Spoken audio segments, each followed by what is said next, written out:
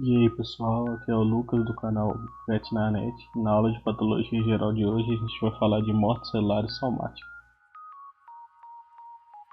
Lembrando que a aula é toda baseada no livro Patologia, Bases Patológicas das Doenças, de Hobbes e Calton, e na patologia de Bouguereau. Quais são os principais estímulos para essa morte celular que a gente vai falar?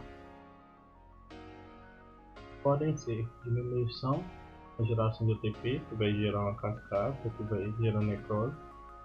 Lesões de membrana, vai fazer atrapalhar o funcionamento da mitocôndria.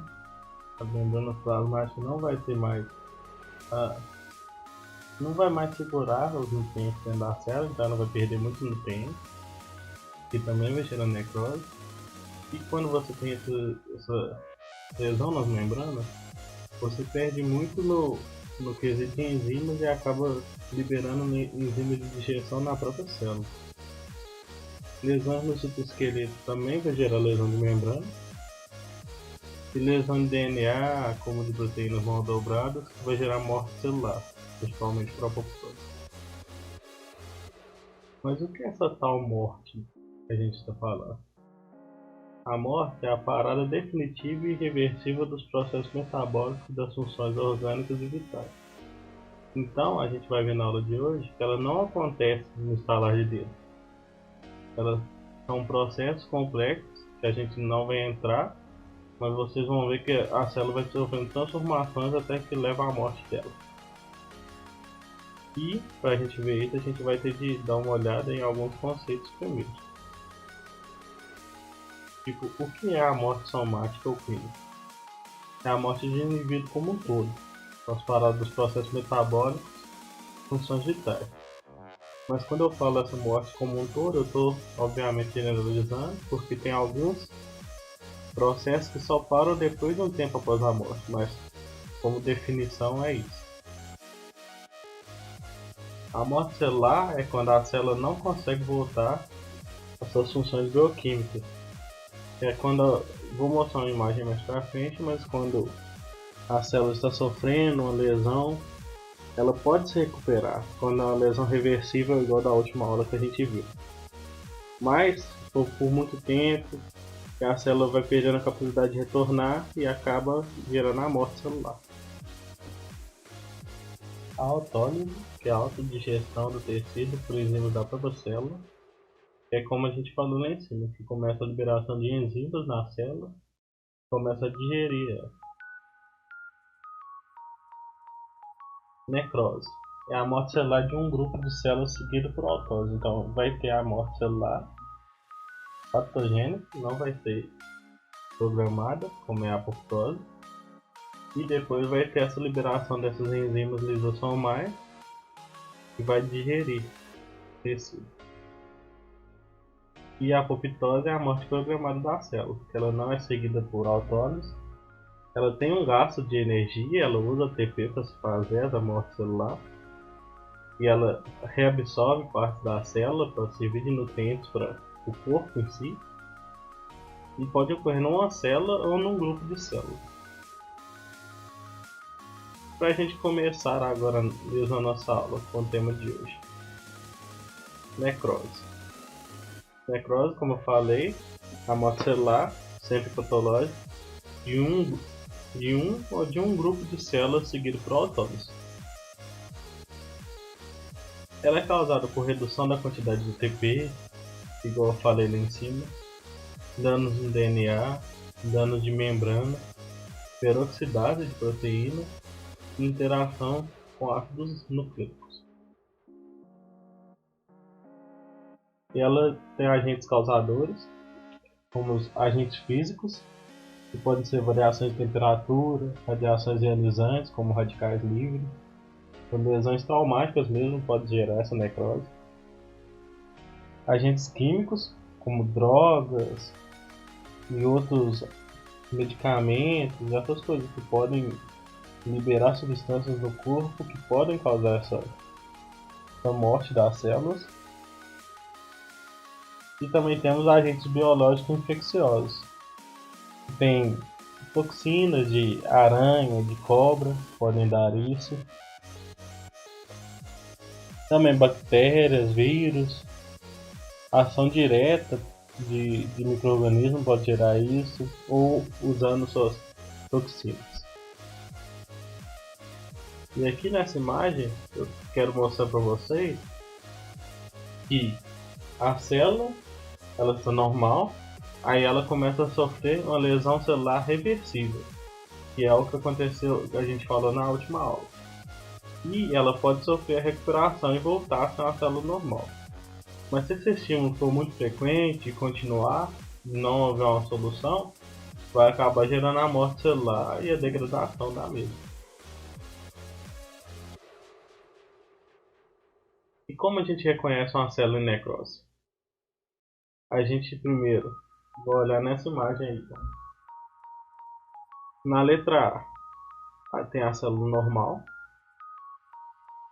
Na letra B tem a célula em picnose, que é a retração nuclear e a célula fica mais basofílica. Tem a condensação da cromatina, por isso que tem essa retração nuclear. E o volume do núcleo diminui. Na letra C tem a Karyorex, que é a fragmentação nuclear, que vocês viram o núcleo está se desfazendo. Tem a dispersão dessa cromatina nuclear e a perda dos limites do núcleo, já que esse núcleo está se desfazendo. E por último tem a cariólise, e essa letra D eu escrevi errado ali, mas ela está mostrando a sequência, né, da Karyorex. O núcleo está cada vez mais se degradando e dispersando. E depois temos a cariólise, que eu coloquei errado ali, mas vai dar para entender que é a explicação. É a dissolução da cromatina nuclear. Então o núcleo fica bem sem coloração e muito pouco evidente, como vocês podem ver na última imagem. E quais são os tipos de necrose? O primeiro tipo que a gente vai falar é a necrose de coagulação, ou necrose isquêmica, que acontece geralmente por causa de hipóxia ou isquemia. Na macroscopia dessa necrose, a gente vê uma área bem delimitada, com a coloração mais esbranquiçada, em formato de cunha que vai do lado de fora para dentro do órgão, formando como se fosse um triângulo. E na microscopia, a gente vê que preserva a estrutura do tecido, porém está bem mais eosinofílico e a gente não vê os núcleos da célula como se veria no tecido normal.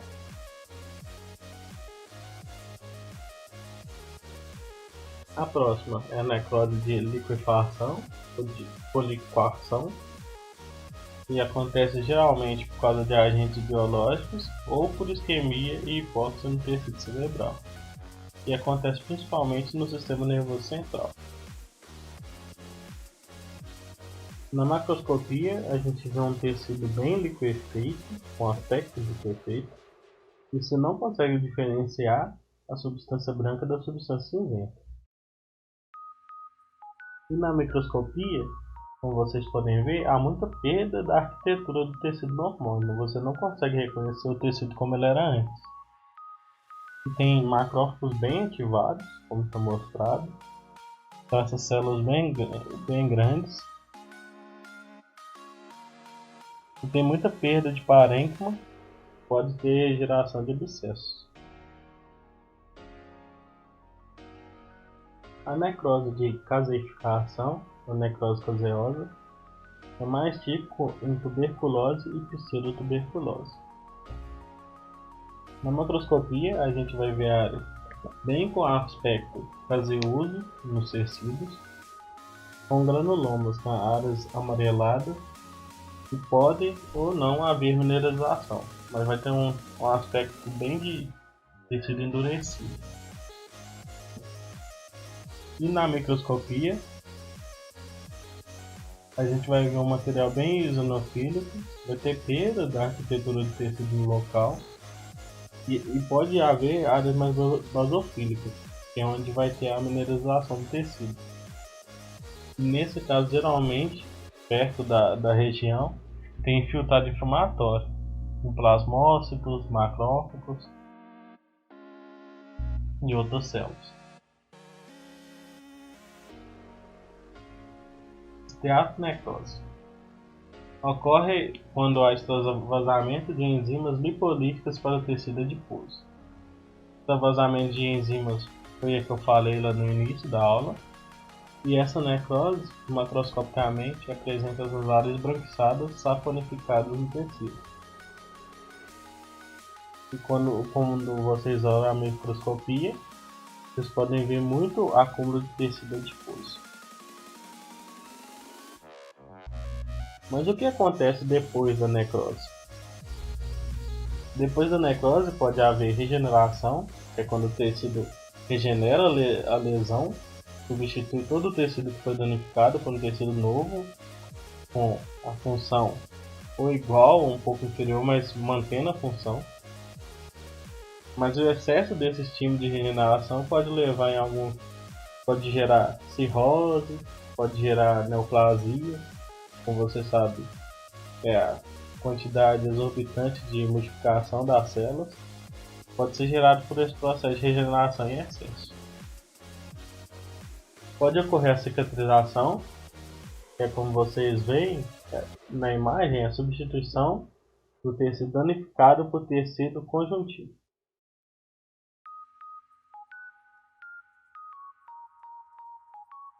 Encistamento é quando acontece que os fibroblastos, para tentar isolar a lesão da necrose, geram uma cápsula em volta dessa lesão, gerando um cisto, que vai proteger dessa lesão se espalhar.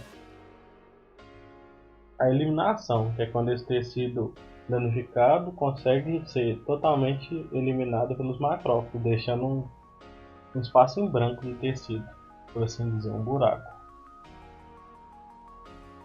Calcificação pode ocorrer, que é quando ocorre a substituição do tecido danificado por tecido conjuntivo. Igual a gente já falou, mas nesse caso, esse tecido conjuntivo depois ele pode se calcificar. Agora vamos falar da morte celular do tipo da gangrena, que é também uma evolução da necrose. É o resultado de quando agentes externos atingem o tecido que foi necrosado. Primeiro é a gangrena seca, causada pela degradação do tecido pelo ar, e geralmente é consequência de lesões vasculares e afeta muitas extremidades, como dedos, pés, orelha, e deixa o tecido com esse aspecto de pergaminho. A gangrena úmida ou pútrida é a invasão do tecido necrosado por micro-organismos produtores de enzima que liquefazem esse tecido. E aí fica esse aspecto muito mais liquefeito e gera muitos odores fétidos durante esse processo por causa dos processos que envolvem esses micro-organismos. E a gangrena gasosa é uma infecção na área necrosada geralmente causada por bactérias do gênero Clostridium. Tem produção de enzimas proteolíticas e lipolíticas e na hora que faz a digestão, né, a produção de todo o metabolismo do micro-organismo, libera muito gás e esse gás pode gerar bolhas sobre a pele e dá para ver macroscopicamente que é gerado por essa metabolização desses gases.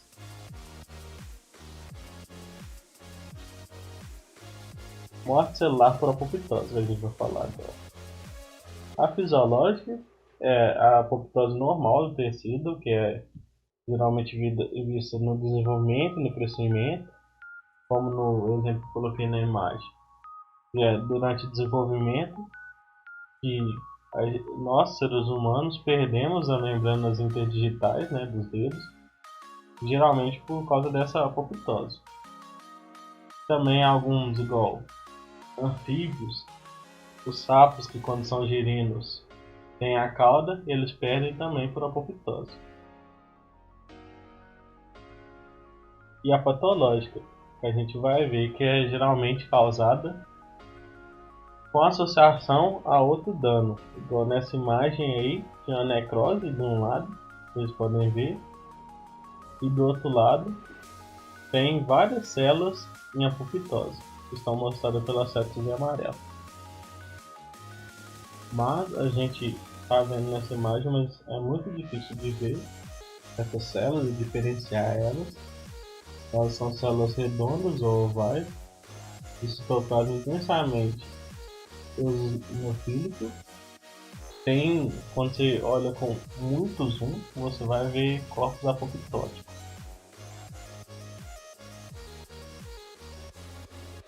Agora vamos falar das vias que geram essa apoptose. A gente tem duas principais vias, que é a via extrínseca ou mitocondrial, que é quando a mitocôndria libera esse estímulo para gerar essa apoptose. Podendo ser tanto citocroma C, que vai gerar poros na célula, ou liberando uma cascata que irá gerar carpase, que irá gerar essa apoptose. E também temos a via extrínseca, que é quando uma outra célula induz essa célula à apoptose. Nas duas a gente tem liberação de carpases, que vai gerar a apoptose dessa célula, o estímulo. E temos que lembrar que para essa apoptose acontecer, os estímulos pró-apoptóticos têm que ser maiores do que os estímulos contra a apoptose. E depois que essa apoptose é disparada, a célula expressa receptores e vão ser reconhecidos pelo macrófago, que irá fazer a fagocitose dessa célula.